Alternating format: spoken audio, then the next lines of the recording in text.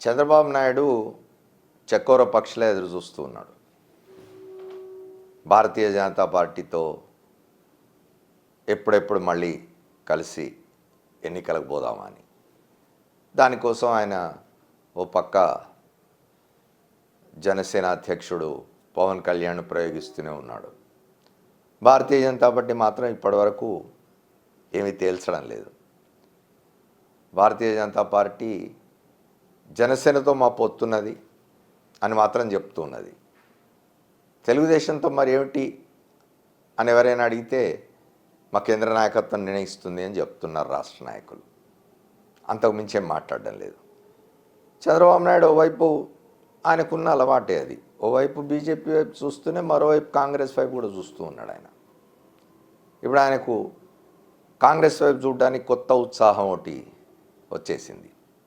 తెలంగాణలో కాంగ్రెస్ పార్టీ గెలవడం, ఆ కాంగ్రెస్ పార్టీకి ప్రభుత్వానికి ముఖ్యమంత్రి అయిన రేవంత్ రెడ్డి తన అనుయాయుడే కావడం వల్ల ఆయన కొత్త ఉత్సాహం వచ్చినట్టుంది. రేవంత్ రెడ్డి ఏమైనా కాంగ్రెస్ని తనకు దగ్గర చేస్తాడేమో అని. ఇట్లా చంద్రబాబు నాయుడు రెండు వైపులా చూస్తున్న సమయంలో కాంగ్రెస్ పార్టీ ఏమో ఇండియా కూటమితో ఎవరు కలిస్తే వాళ్ళతోటే మేము ఆంధ్రప్రదేశ్లో కూడా పొత్తు పెట్టుకుంటామని చెప్తూ ఉన్నది. ఇండియా కూటమిలో సిపిఐ సిపిఎం ఉన్నాయి కాబట్టి సిపిఐ సిపిఎం కాంగ్రెస్ పార్టీలు కలిసి పోటీ చేయవచ్చు ఆంధ్రప్రదేశ్లో. మరి బీజేపీని వదులుకొని వస్తా అంటే తెలుగుదేశం కూడా కలుపుకుంటారేమో, తెలుగుదేశం జనసేనను కూడా కలుపుకుంటారేమో చూడాలి. కానీ చంద్రబాబు నాయుడు మాత్రం ఎక్కువ బీజేపీ వైపే చూస్తూ ఉన్నారు. ఈ మధ్యనే ఇదంతా జరుగుతున్న క్రమంలో భారతీయ జనతా పార్టీ 2 రోజుల సమావేశాలు జరిగినాయి ఆంధ్రప్రదేశ్లో. ఆ 2 రోజుల సమావేశాల్లో జరిగిన చర్చలో సంబంధించిన మనకు అందుతున్న సమాచారం మేరకు కొంతమంది ఎట్టి పరిస్థితుల్లో తెలుగుదేశంతో పొత్తు పెట్టుకోవాల్సిందే, పెట్టుకుని ఎన్నికలకు పోవాల్సిందే అంటున్నట్టు తెలిసింది.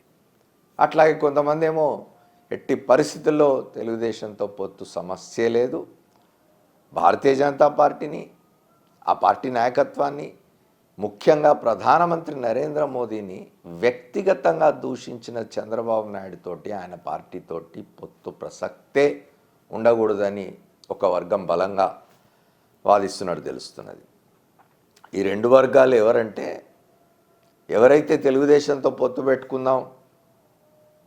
పెట్టుకొని ఎన్నికలు పోదాం అంటున్నారో వాళ్ళంతా కూడా మొదటి నుంచి భారతీయ జనతా పార్టీలో ఉన్నవాళ్ళు కాదు.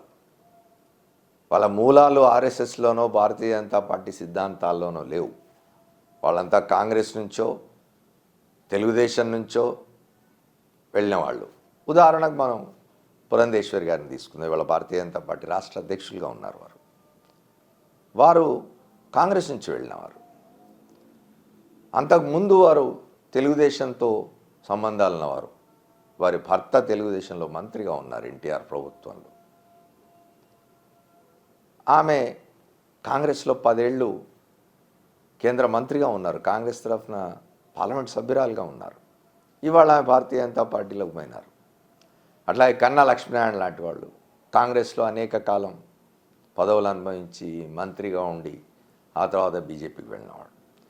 ఇట్లాంటి వాళ్ళు కొంతమంది రేపు లోక్సభ ఎన్నికల్లో తమకు లబ్ధి చేకూరాలి, తమకు అంటే పార్టీకి కాదు వ్యక్తిగతంగా తాము లోక్సభ సభ్యులు కావడం కోసం తెలుగుదేశం జనసేన సపోర్ట్ ఉంటే గెలవగలం అని అనుకుంటున్న వాళ్ళు మాత్రం జనసేన తెలుగుదేశంతో కలిసిపోవాల్సిందే, మనం తెలుగుదేశంతో పొత్తు పెట్టుకోవాల్సిందే అంటున్నారు తప్ప ఒరిజినల్గా భారతీయ జనతా పార్టీతో ఉన్న వాళ్ళు ఎవరైతే ఉన్నారో, మొదటి నుంచి భారతీయ జనతా పార్టీ నాయకులు ఎవరైతే ఉన్నారో, ఆర్ఎస్ఎస్ మూలాలున్న వాళ్ళు కానీ భారతీయ జనతా పార్టీతో మొదటి నుంచి ఉన్నవాళ్ళు కానీ వాళ్ళు ఎవరు కూడా తెలుగుదేశంతో కానీ చంద్రబాబు నాయుడుతో కానీ పొత్తు పెట్టుకోవడం అనే ప్రసక్తే ఉండకూడదని ఆర్గ్యూ చేస్తున్నట్టు వాదిస్తున్నట్టుగా మనకు వార్తలు వస్తున్నాయి.